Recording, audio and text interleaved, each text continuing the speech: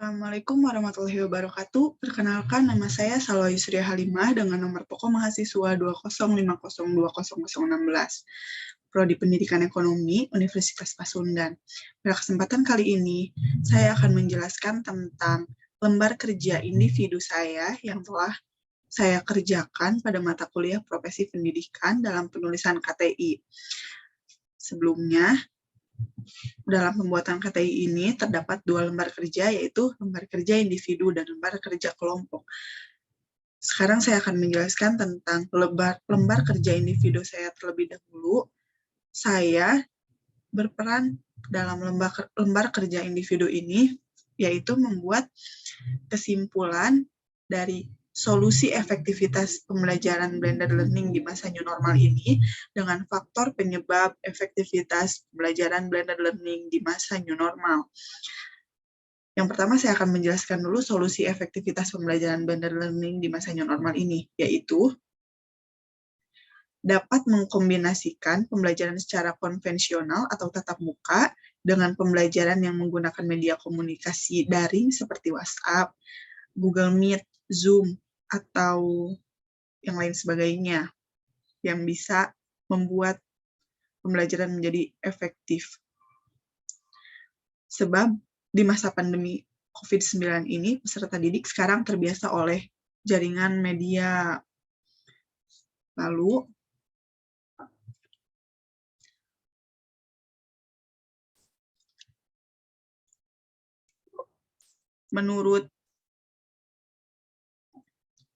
Menurut Asmuni, dalam media risetnya tahun 2020 menjelaskan tentang solusinya yang bisa diterapkan, seperti guru hendaknya menyiapkan terlebih dahulu materi yang semenarik mungkin, seperti penyajiannya materi dalam slide PowerPoint yang disertai video pembelajaran agar materi lebih hidup dirasakan oleh peserta didik, tidak membuat peserta didik jenuh ataupun bosan dalam mengikuti pembelajaran. Lalu ada guru juga dapat menggunakan teknologi yang pengoperasiannya lebih sederhana, seperti aplikasi WhatsApp. Namun, sedikit demi sedikit, guru juga harus meningkatkan kompetisi IT siswanya. Selanjutnya, ada peserta didik yang kurang peduli mengikuti pembelajaran daring, dapat diatasi dengan keproaktifan guru untuk menghubunginya melalui video call atau via telepon. Apabila mungkin siswanya tidak mempunyai perangkat elektronik untuk melakukan pembelajaran, mungkin bisa dengan bergantian dengan teman sebayanya ataupun dengan orang tuanya. Lalu, ada guru juga harus dapat memodifikasikan pembelajaran daringnya dengan memberlakukan pembelajaran melalui media online yang lebih bervariatif agar siswa tidak merasa bosan saat melakukan pembelajaran. Berbagai aplikasi yang digunakan oleh guru atau dosen bisa berupa Zoom, Google Meet, Google Classroom, Edmodo, Kuiper, dan lain sebagainya. Selanjutnya, adapun solusi berdasarkan narasumber yang harus dilakukan dalam blended learning terhadap pembelajaran era new normal ini, yaitu pada saat anak di rumah, tugas orang tua adalah bagaimana nih memastikan anak-anak belajar dan mengerjakan tugas yang diberikan sekolah agar mereka semangat untuk mengerjakannya. Lalu, diharapkan dapat memberikan pengayoman terhadap anak, juga kegiatan komunikasi yang baik kepada anak, agar anak tersebut tidak mengelak saat dikasih tahu hal yang negatif apabila gadget dilakukan berlebihan, terkecuali pada saat ada tugas yang sedang dilaksanakan dalam pembelajaran. Lalu, sekolah harus memberikan modul sebagai bahan ajar dan acuan pembelajaran sehingga sedikitnya siswa dapat menerima pengetahuan bukan hanya dari internet saja, dengan cara lain mengetahui dari modul tersebut. Lalu guru juga diharapkan mampu menggunakan media pembelajaran daring yang variatif sehingga siswa tidak jenuh dan tidak bosan saat melakukan pembelajaran. Selanjutnya ada materi yang akan disampaikan dalam pembelajaran sebaiknya diberikannya sehari sebelum pembelajaran dimulai, sudah diberikan kepada siswa terlebih dahulu. Jadi pada saat guru menjelaskan materi, para muridnya dominan bisa memahami dengan memanfaatkan media daring yang variatif dan live seperti tatap muka. Saat melakukan tatap muka virtual, para siswa sudah memahaminya terlebih dahulu karena bahan ajarnya sudah diberikan sehari sebelum pembelajaran itu dimulai. Selanjutnya ada faktor penyebab efektivitas pembelajaran blended learning di masa new normal. Menurut Jared M. Carman dalam media risetnya tahun 2025 menyebutkan ada 5 kunci sukses dalam mengembangkan dan mengatasi setiap kendala yang terdapat pada blended learning. Kelimanya yaitu yang pertama live event. Live event ini pembelajaran secara langsung atau tatap muka secara sinkronus dalam waktu dan tempat yang sama atau classroom ataupun waktu sama tapi tempat berbeda. Lalu ada self-paced learning, yaitu dengan mengkombinasikan pembelajaran mandiri dengan menggunakan berbagai konten yang dirancang khusus untuk belajar mandiri, baik yang bersifat text-based maupun multimedia based atau video, animasi, simulasi, gambar, audio, atau kombinasi dari kesemuanya. Lalu ada collaboration atau mengkombinasikan. Nah, pembelajaran ini kunci kesuksesan pembelajaran blended learning ini salah satunya collaboration, yaitu berkolaborasi yang diarahkan untuk menimbulkan terjadinya konstruksi pengetahuan dan keterampilan melalui proses sosial atau interaksi sosial dengan orang lain. Seperti itu. Lalu ada performance support material. Jika kita ingin mengkombinasikannya antara pembelajaran tatap muka dalam kelas dan tatap muka virtual, sumber daya untuk mendukung hal tersebut siap atau tidak, ada atau tidak. Bahan belajar disiapkan dalam bentuk digital, apakah bahan belajar tersebut dapat diakses oleh anak didik secara offline maupun secara online. Jika pembelajaran dibantu dengan suatu learning management system, pastikan juga bahwa aplikasi sistem ini telah terinstall dengan baik dan mudah diakses.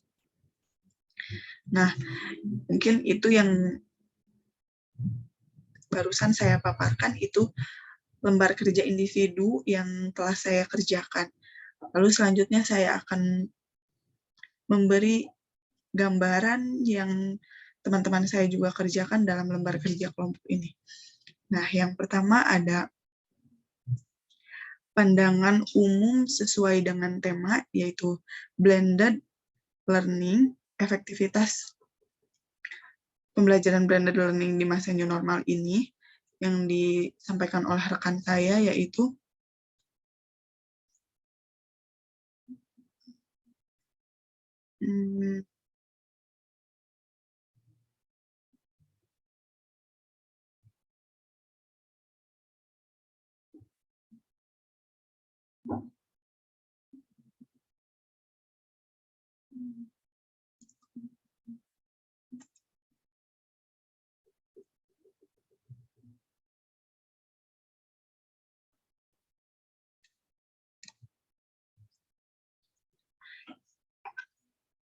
dengan adanya pandemi COVID-19 ini berhasil mengubah kehidupan sebagian besar penduduk di dunia dalam berbagai bidang dan sektor, tidak terkecuali di bidang pendidikan. Nah, Menteri Pendidikan dan Kebudayaan pun mengeluarkan kebijakan yang mewajibkan semua satuan pendidikan untuk melaksanakan proses pembelajarannya hanya dari rumah saja. Lalu ada dalam lembar kerja kelompok ini ada landasan normatifnya. Nah, landasan normatifnya itu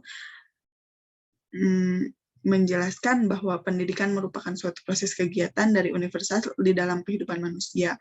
Karena dimanapun dan kapanpun kehidupan kita di dunia pasti akan melibatkan proses pendidikan. Lalu, tertulis dalam Undang-Undang 1945 alinea keempat yang menyatakan bahwa pemerintah negara Republik Indonesia akan melindungi segenap bangsa Indonesia, memajukan kesejahteraan umum, dan mencerdaskan kehidupan bangsa.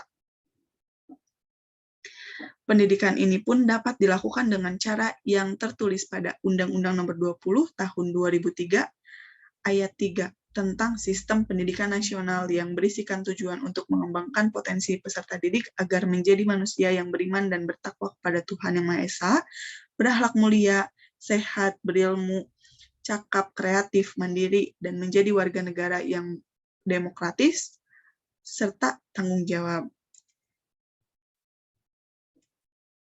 Lalu ada landasan empiriknya. Landasan empiriknya ini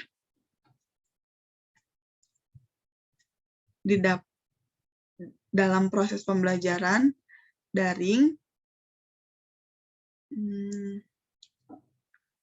peserta didik mengutarakan kendala-kendala yang dihadapi selama proses pembelajaran daring ini.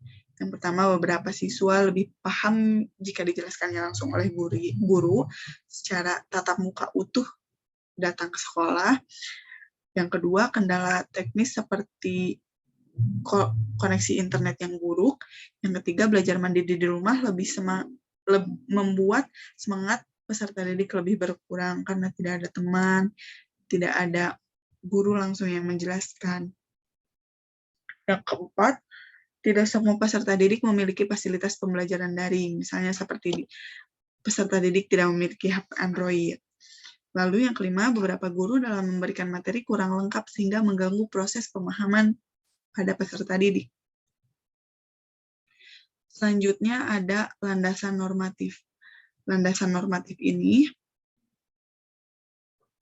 sejak diumumkan pemerintah mengenai kasus pertama COVID-19 pada bulan Maret 2020 yang lalu,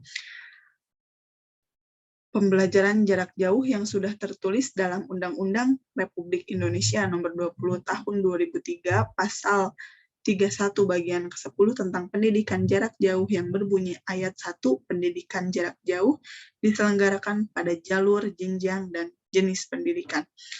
Lalu ayat 2, pendidikan jarak jauh berfungsi memberikan layanan pendidikan kepada kelompok masyarakat yang tidak dapat mengikuti pendidikan secara tatap muka atau reguler. Ayat 3, pendidikan jarak jauh diselenggarakan dalam berbagai bentuk, modus, dan cakupan yang didukung oleh sarana dan layanan belajar serta sistem penilaian yang menjamin mutu lulusan sesuai dengan standar nasional pendidikan. Yang keempat, ketentuan mengenai penyelenggaraan pendidikan jarak jauh sebagaimana dimaksud pada ayat 1, ayat 2, dan ayat 3 diatur lebih lanjut dengan peraturan pemerintah. Lalu, selanjutnya ada variabel. Variabel blended learning dalam efektivitas pembelajaran di masa new normal ini, yaitu kendala dan hambatan dalam pelaksanaan proses pembelajaran daring yang dihadapi antara lain tidak semua peserta didik memiliki fasilitas pembelajaran daring. Materi yang diberikan oleh guru kurang lengkap, serta koneksi internet yang tidak stabil sehingga materi tidak tersampaikan dengan baik dan membuat semangat para peserta didik dalam pembelajaran berkurang. Setelah saya amati dari paragraf pertama sampai paragraf kelima ini, mengenai kendala yang dialami oleh para siswa ataupun mahasiswa itu, rata-rata yaitu jaringan internet tidak stabil, fasilitas yang tidak memadai, semangat yang kurang karena tidak bertemu dengan teman-teman atau dengan guru. Lalu selanjutnya ada faktor penyebab berdasarkan buku. Apa sih faktor-faktor yang menyebabkan pembelajaran di masa new normal belum efektif? Dikutip dari buku Susiana SPD tahun 2021, Dilema Pendidikan di Era New Normal, Lombok, penerbit Pusat Pengembangan Pendidikan dan Penelitian Indonesia, menunjukkan bahwa banyak siswa mengaku tidak nyaman dengan pembelajaran jarak jauh. Lalu, apakah pembelajaran dengan media blended learning dapat meningkatkan efektivitas pembelajaran di masa new normal? Hal tersebut juga dapat dibuktikan melalui penelitian Zain dan Jumadi dalam bukunya tahun 2018 yang memodifikasi model pembelajaran blended learning. Hasil penelitiannya tersebut menunjukkan bahwa model blended learning lebih mampu dan efektif meningkatkan berpikir kritis siswa. Lalu, solusi berdasarkan buku, yaitu dengan memberlakukan pembelajaran melalui media, berbagai aplikasi telah digunakan oleh guru atau dosen melalui Zoom, Google Meet, Google Classroom, Edmodo, Kuiper, dan sebagainya. Lalu ada menurut eJournal. Menurut Lukmanul Hakim dalam media risetnya tahun 2020 pada halaman 28-29 menyebutkan bahwa tantangan pembelajaran daring bagi seorang pendidik adalah kurang atau belum menguasai teknologi secara baik.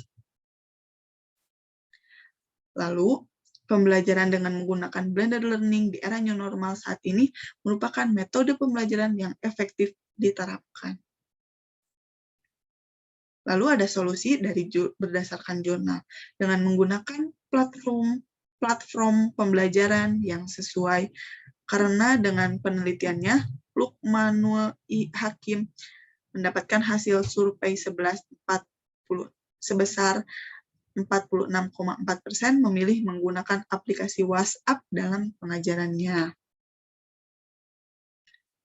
Lalu ada isi sesuai dengan rumusan masalah yang didapatkan dari narasumber, yaitu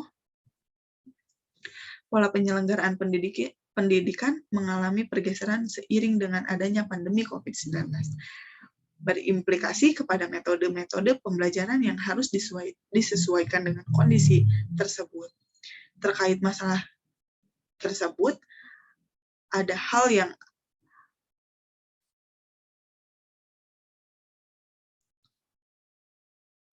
ada banyak hal yang selalu ditanyakan, yaitu apakah faktor yang menyebabkan pembelajaran di masa new normal belum efektif. Lalu, apakah pembelajaran dengan media blended learning dapat meningkatkan efektivitas pembelajaran di masa new normal? Kita simak pembahasannya. Pembahasan yang terkait, menurut Pak Kardi selaku guru di SMAN 3 Subang, faktor yang menyebabkan pembelajaran di masa new normal belum efektif adalah keterbatasannya komunikasi antara guru dan siswa. Lalu, menurut Pak Kardi selaku guru di SMAN 3 Subang, blended learning dapat meningkatkan efektivitas pembelajaran di masa new normal, tetapi harus juga menaati prokes apabila berjalannya tatap muka.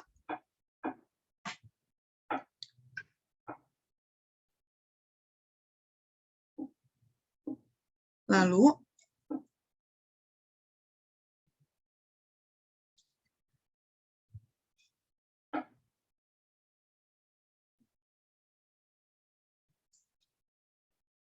ada yang menurut eJournal. Biasanya proses pembelajaran yang dilakukan di sekolah berjalan dengan tatap muka. Namun kini pemerintah harus merubah sistem pembelajarannya dengan pembelajaran jarak jauh atau PPJ dan dilakukan di rumah masing-masing secara online dengan menggunakan teknologi internet. Namun tantangan dan masalah-masalah yang muncul dalam proses pelaksanaan daring ini dapat terbilang sudah kompleks, mulai dari pendidik, peserta didik, ke lembaga pendidikan, bahkan juga pada orang tua murid.